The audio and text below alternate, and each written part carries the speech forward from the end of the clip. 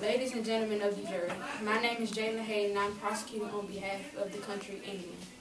This is a case about atrocity and savagery. I would like to first start off by saying that the real beasts in this case are Jack and his comrade Roger. One reason is that Jack was jealous of Ralph from the beginning, from when the boys first voted Ralph to be chief.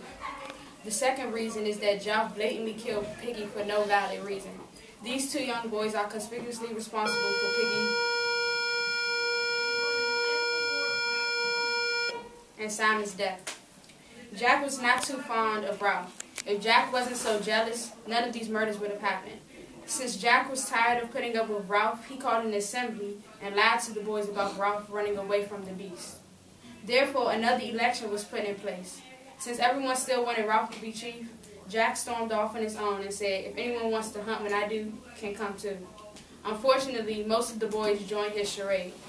If everyone would have continued to listen to what Ralph had to say, which was the fire was the most important thing on the island, rather than Jack and his tribe hunting and killing and becoming savages, then this situation could have been avoided.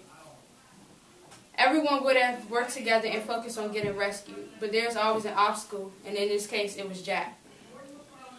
For example, Jack and his killings of Simon. Now, the defendant will say that during the killing of Simon, the boys didn't know it was Simon because he was crawling and it was dark outside, and the boys are not capable of killing.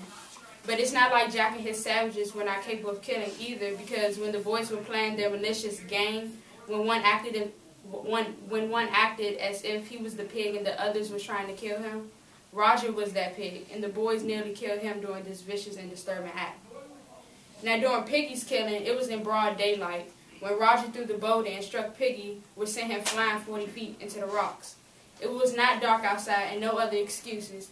Roger threw the boulder on Piggy and murdered him, and that's it. Therefore, Roger is responsible for Piggy's death. Jack is responsible for creating a tribe of vicious savages. Jack is responsible for the murder of Simon. Once he gave those orders to his group, there was no going back, because all of the savages are afraid of Jack. Therefore, they're going to do what he says. Roger is obligated to Piggy's death.